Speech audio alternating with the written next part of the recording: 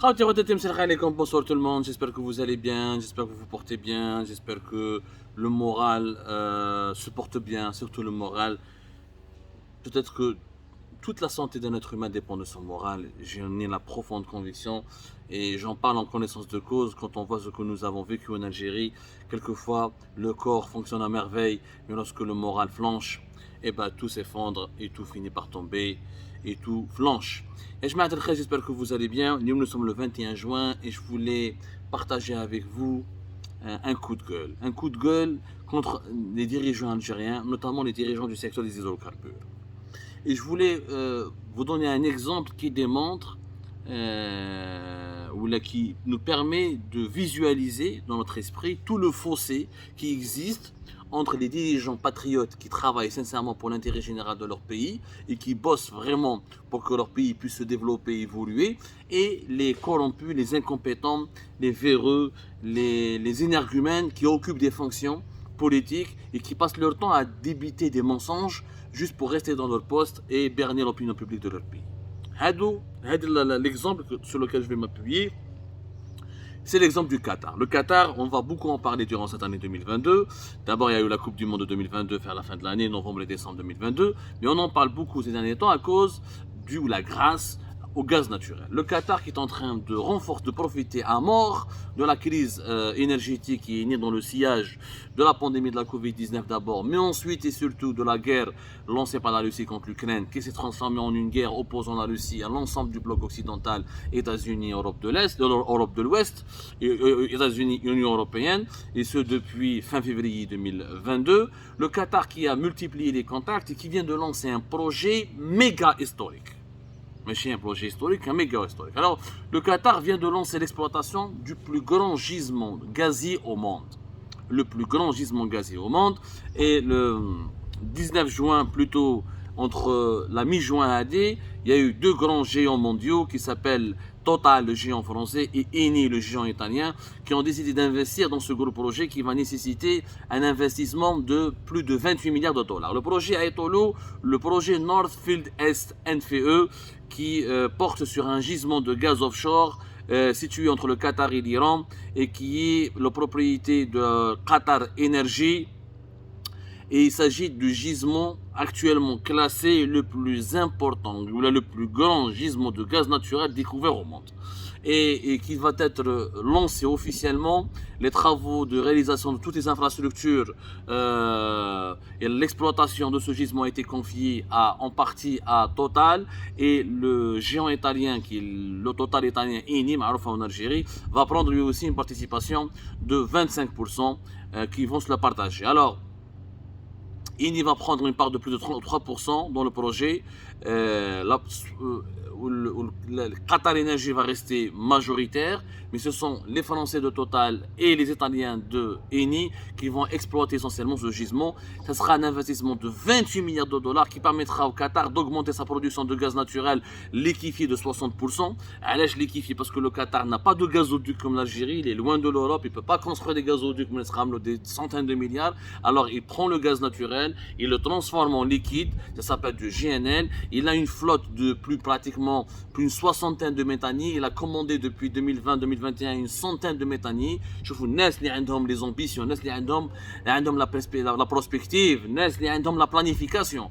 Déjà, ils vont avoir une flotte de pratiquement 2027-2028 de presque 200 navires qui vont envoyer leur GNL, leur gaz naturel au bout du monde, partout à travers le monde. Et c'est comme ça qu'ils voudront conquérir les parts de marché du gaz russe en Europe, et que c'est comme ça qu'ils veulent devenir l'un des fournisseurs les plus importants du gaz au monde. Et l'Union européenne, d'après une étude qui a été réalisée par l'Union européenne, considère le gaz du Qatar comme le gaz le moins cher et le moins compliqué politiquement. Le Qatar ne fera pas de chantage à l'Europe, et au contraire, il s'aligne quelque part sur l'agenda des puissances occidentales, et c'est du GNL, donc il n'y a pas de gazoduc, ça ne passe pas par des pays avec lesquels il faut négocier ou avec lesquels il faut faire des compromis. C'est des navires qui passent par la mer, les eaux territoriales, les eaux internationales, où il hack jusqu'à l'Union européenne.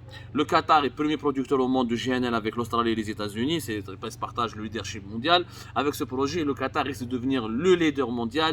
Il risque donc de remplacer l'Algérie, qui est troisième fournisseur du gaz de l'Union européenne. Il risque même de concurrencer la Russie et la Norvège, le premier et deuxième fournisseur du gaz naturel. Hakina qui fâche le Qatar tout à l'heure avec les visites qui ont été accomplies au mois de mai par le prince héritier du Qatar, le chef de l'État qatari, qui a fait plusieurs visites d'État dans plusieurs pays européens comme l'Espagne, comme l'Angleterre, comme l'Allemagne, comme certains pays de l'Europe de l'Est, pour investir massivement dans la construction de nouvelles infrastructures gazières qui permettront d'accueillir le gaz qatari. Mais ce projet est unique au monde, parce qu'au moment où Total se retire de l'Algérie,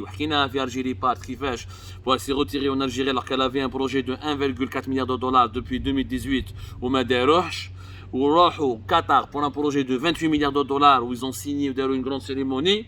شوفوا la différence. حنايا عندنا un petit projet de 1,4 milliard de dollars في Erzieux, une usine de pétrochimie, un complexe de production pétrochimique de polypropylène pour les matières premières plastiques. Depuis 2018-2019 le projet traîne وما ندارش. Les Qataris تفهموا مع Total أرواح فهم en une semaine réglé أخدم 26 milliards de dollars d'investissement qui seront apportés essentiellement par l'État qatari et le savoir-faire, la technologie. Il y a un peu d'investissement seront apportés par les Français de Total qui ont été rejoints quelques jours plus tard à peine, c'est-à-dire depuis le dimanche 19 juin dernier, par le groupe italien Eni. Eni qui connaît très bien l'Algérie, mais qui ne travaille pas sur les mêmes projets en Algérie. Eni, la différence entre le projet va menacer directement les relations entre l'Algérie et l'Union européenne. L'Union européenne, elle est en train de miser beaucoup sur le gaz qatari. Et nous risquons de perdre des parts de marché. D'Arabie à l'Espagne va essayer de remplacer le gaz algérien par le gaz qatari. Même les Italiens, Eni, au lieu de venir investir chez nous et découvrir de nouvelles réserves et découvrir de nouveaux gisements dans l'Afrique-Bladna, une grande visite d'État, ils ont déroulé le tapis rouge. À la fin, ils sont partis au Qatar faire le plus grand projet dans le gaz naturel. Pourquoi ils ne sont pas venus en Algérie? Parce qu'en Algérie, il n'y a pas des dirigeants qui sont capables de planifier des stratégies, de séduire les investisseurs étrangers, les investisseurs internationaux, pour les inciter à découvrir toutes nos réserves. Nous avons aussi beaucoup de réserves. Nous avons d'autres gisements qui nécessitent des investissements en plusieurs milliards de dollars pour pouvoir avoir tout notre gaz naturel, pour pouvoir les exploiter et exporter du gaz naturel. Moi j'aime parler avec les chiffres. Les réserves de gaz tawana, nous avons encore 2368 milliards de mètres cubes de réserves. 2368 milliards de mètres cubes de réserves. Nous produisons chaque année environ entre 130 à 140 milliards de mètres cubes. Depuis 2019-2020, nous produisons presque 130 milliards de mètres cubes.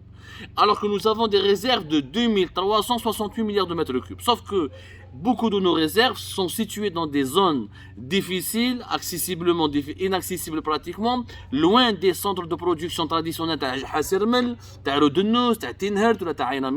je sais pas quoi, il faudrait investir plusieurs milliards de dollars pour essayer de redécouvrir les réserves, ensuite de les exploiter en développant des installations de production, des nouveaux gazoducs, des nouveaux centres de traitement du gaz, des infrastructures industrielles, parce que le pétrole et le gaz, notamment le gaz, il ne s'agit pas de faire un puits où là, il faut vraiment toute une installation industrielle, il faut l'extraire, récupérer ce gaz, le transformer, l'acheminer vers un terminal pétrolier, un terminal gazier au niveau d'un port, pour ensuite pouvoir l'exporter. On a 2368 milliards de mètres cubes. Beaucoup de nos réserves ne sont pas exploitées. On a les deux grands gisements qui sont en train de mourir et de s'épuiser. Et d'ici 2027-2028, ils vont pratiquement ne plus assez produire de gaz pour pouvoir l'exporter. Les autres réserves, nous n'avons rien fait d'utile et d'important pour essayer d'en profiter. D'ailleurs, récemment, le ministre de l'énergie Mohamed Arkab, il a un super monteur, mais le PDG de Sonatrach, et nous leur préparons un article spécial sur l'Algérie, part avec une émission spéciale. Mohamed Arkab, récemment, il a parlé Der Spiegel, il a fait une interview avec Der Spiegel. Nous allons investir un programme de 39 milliards de dollars jusqu'à 2027 pour accroître notre production et accroître nos exportations. داروا un programme. ورا هذا le programme. Quels sont les axes de ce programme? Quelles sont les actions concrètes de ce programme? وقال تعرف باللي nous ne pouvons pas tout financer nous-mêmes. Une partie sera financée par Sonatrach, mais nous avons besoin d'investisseurs étrangers qui viennent investir chez nous. وراهم les investisseurs. De 2019, la crise politique en Algérie, jusqu'à Lyon 2022, il n'y a eu qu'un seul contrat, un seul projet d'investissement. C'était INI, les Italiens. C'était le 15 décembre 2021 pour un montant, un contrat de 1,4 milliard de dollars dans le cadre d'un nouvel accord de transition énergétique. Mais fait l'exploration du gaz et du pétrole, fait réalisation de plusieurs projets comme les biocarburants, l'hydrogène, etc. avec une production de plus de 45 000 barils de pétrole par jour. Hein. Ça, c'est beaucoup plus dans le pétrole que dans le gaz. C'est le seul projet LINDER depuis l'adoption de la nouvelle loi sur les hydrocarbures en novembre 2019. Donc, en 4 ans, un seul projet. Qatar, wahadaha, fait quelques semaines, elle a profité de la crise mondiale née dans le sillage de la guerre lancée par la Russie contre l'Ukraine. Total, deux géants mondiaux, elle a lancé un projet de 28 milliards de dollars. En quelques semaines, en 4 semaines, on va dire. En 4 semaines, ça s'est fait. Ben mai ou juin. Mai, le prince du Qatar en Europe.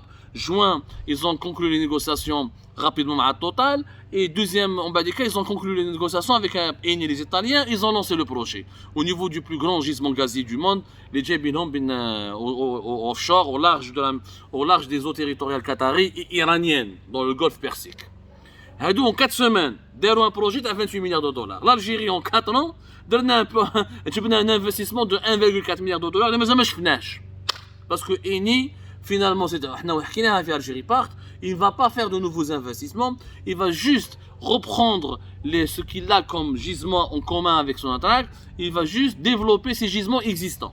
Mais il ne s'agit pas d'aller découvrir de nouvelles réserves qui abritent des volumes importants de gaz naturel, qui marquent comme le chiffre, plus de 2300 milliards de mètres cubes, que nous pouvons exploiter encore, ou que nous pouvons au moins essayer de récupérer pour profiter un peu et pour renforcer notre capacité de production et d'exportation dans un monde qui est devenu concurrentiel et pour lequel le gaz est devenu un sujet de tension, un sujet de guerre. Il fait l'objet de guerre commerciale, diplomatique et de guerre militaire carrément. Alors je vous en bien l'Ukraine et la Russie. Regdin, le petit Qatar en 4 semaines a fait 30 fois mieux que ce que l'Algérie a pu faire en 4 ans.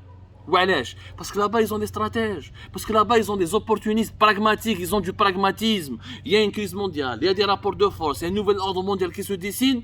Ils en profitent. Taf, taf, taf. Je ramène les Occidentaux vers moi. Ils sont en colère contre la Russie. Je les attire vers moi. Je les oblige à dépenser de l'argent. Moi, je dépense un peu. Je ramène la technologie. Je lance un grand projet à 30 milliards de dollars. Un projet à 1 milliard de dollars, 1,4 milliard de dollars, le total fait Erzieux depuis 2018. Comme Mendes, voilà le total. خرجنا le scoop في Algérie Part. La semaine dernière, ils ont envoyé un courrier. Si le projet n'est plus rentable, même il faudra maintenant dépenser presque 2 milliards de dollars, plus de 2 milliards de dollars, et le projet ne sera pas rentable à cause de l'augmentation des coûts de production et l'augmentation des prix de la matière première. Donc, ça a un projet. Mohamed Erkeb, ministre de l'énergie, ou Toufik Hakkar, khasrouna des milliards. Depuis que ces hommes-là, depuis cette qualité piètre de ces dirigeants de piètre qualité sont au pouvoir, le pays est en train de reculer. Est en train de perdre la face et de perdre des challenges face à ses concurrents. Le Qatar monte en puissance, chef de la semaine dernière, Israël et l'Égypte qui vont devenir des fournisseurs de gaz naturel, l'Azerbaïdjan qui monte en puissance, les États-Unis avec leur gaz de schiste. L'Algérie, nous sommes en train de reculer. On a signé avec les Italiens une promesse d'augmenter les livraisons de gaz naturel à partir de 2023, mais les Italiens ne viennent pas investir chez nous. Ils vont au Qatar pour faire les plus grands projets, se font au Qatar, ils ne se font pas en Algérie. C'est une honte. حابين نقول بك توفيق حكار بريزيداسيون ادراك ومحمد اركب depuis que vous êtes au pouvoir واش جبتونا comme projet, donnez-nous un seul grand projet qui a été réalisé à votre époque, un seul projet qui a été réalisé, rien, nada. Tous les projets qui ont été réétudiés ou la planifiés sont des projets qui ont été dessinés ou élaborés par l'ancien régime Bouteflika, par les anciens dirigeants de Sonatrach et du ministère de l'énergie. انتوما ملي راكم لهنا هذا توفيق حكار PDG de Sonatrach ومحمد أركب depuis qu'ils sont là, pas un projet n'a été réalisé. وانا نقولها لتبون راك رايح la fin de mandat. بقاو لك 2 ans les élections présidentielles en 2024. Qu'est-ce que tu vas présenter comme bilan? Un seul investissement qui a été fait par Eni. la production du gaz qui recule, la production du pétrole qui recule, des réserves qui sont encore vierges, qui n'ont pas été exploitées, des réserves, des gisements traditionnels dont les réserves sont en train de s'épuiser, qui sont en train de baisser. C'est une catastrophe. Nous nous dirigeons vers une catastrophe économique. Le bilan, le mauvais bilan de ces dirigeants actuels, notamment de Mohamed Arkab, ministre de l'énergie, et de son cabinet, et de PDG de Sonatrach, Tawfiq Hakkar, ce mauvais bilan va compromettre les intérêts économiques de notre pays pour les générations futures. Parce que le temps que nous perdons, ce que nous avons perdu en 2020, en 2021, nous sommes en train de le payer cher. Parce que nous avons une production pétrolière faible et nous ne profitons pas d'un baril de pétrole avec un prix élevé. Et nous faisons la même erreur avec le gaz. Le gaz sera l'énergie de demain la plus demandée, la plus chère. Et toutes les études et les expertises le démontrent. Nous perdons un temps précieux. Tous les projets, tous les investissements que nous ne faisons pas maintenant, que nous ne réussissons pas maintenant, ça sera du sabotage pour demain parce qu'on va se retrouver avec des rythmes de production et d'exportation très faibles et nous n'allons pas pouvoir gagner beaucoup d'argent. Et si on ne gagne pas beaucoup d'argent, on ne pourra pas financer les besoins de développement du pays et on ne pourra pas financer ses besoins de sécurité. Avec quoi nous allons vivre ensuite? Avec quoi? Mais avec quoi? Quand nous serons 47 millions, plus de 47 millions d'habitants en 2024, quand on sera plus de 50 millions d'habitants à partir de 2026 et 2027, comment nous allons nourrir notre population, assurer son développement et protéger notre pays? Si les revenus du gaz et du pétrole vont baisser, alors que nous avons l'opportunité historique d'investir et d'exploiter nos réserves de la manière la plus intelligente et la plus pragmatique pour avoir des bons revenus, en 2027 et en 2028, qui pourront nous permettre de veiller sur les besoins les plus élémentaires de notre population. C'est un crime. L'histoire jugera ce bilan, cet échec comme étant un crime contre la sécurité nationale, contre l'avenir de notre Algérie.